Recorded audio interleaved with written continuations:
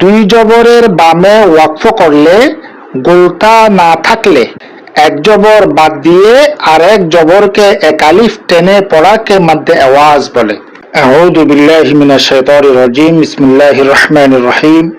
সম্মানিত ভাই বোনেরা, আসসালামু আলাইকুম ওয়া রাহমাতুল্লাহি ওয়া বারাকাতুহু।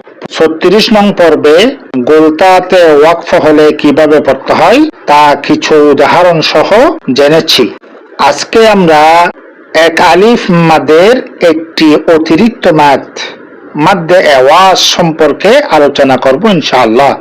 আর দেরি না করে শুরু করা যাক।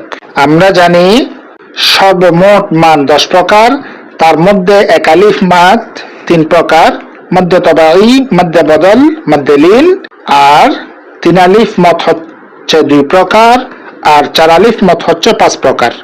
মাদ্দে আওয়াজ এটা বিশেষ এক আলিফ মাদ, যেটা অতিরিক্ত একটা মাদ। দুই জবরের বামে ওয়াকফ করলে গোলতা না থাকলে এক জবর বাদ দিয়ে আরেক জবরকে এক আলিফ টেনে পড়াকে মাদ্দে আওয়াজ বলে। উদাহরণস্বরূপ এখানে আমরা একটু লক্ষ্য করি আফওয়াজান, তাহলে এখানে ওয়াকফ চিহ্ন আসলো, ওয়াকফে তাম আসলো। এখন আমাদেরকে এক জবরকে বাদ দিয়ে আর এক জবরকে এক আলিফ টেনে পড়তে হবে।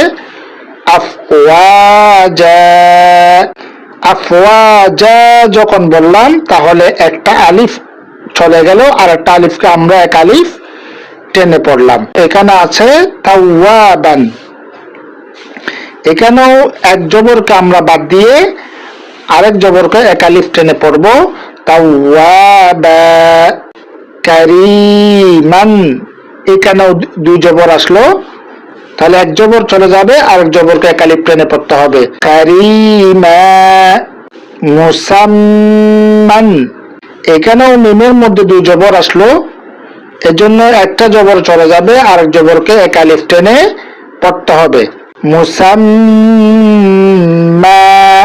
উদাহরণ থেকে আমরা যে জিনিসটা বুঝলাম সেটা হচ্ছে, যখন 2 জবরে ওয়াকফ হয় তখন একটা জবর চলে যাবে, আরেকটা জবরকে এক আলিফ টেনে পড়তে হবে, সেটাকেই মাদ্দে আওয়াজ বলে।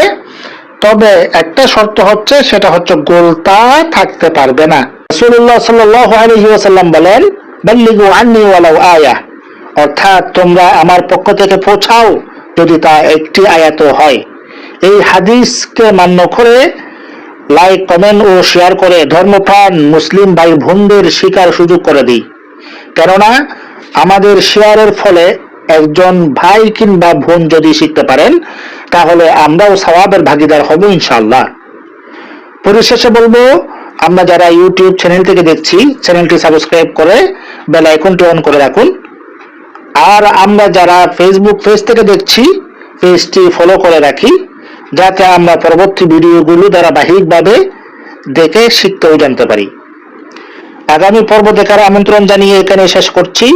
আসসালামু আলাইকুম ওয়া রাহমাতুল্লাহি ওয়া বারাকাতুহু।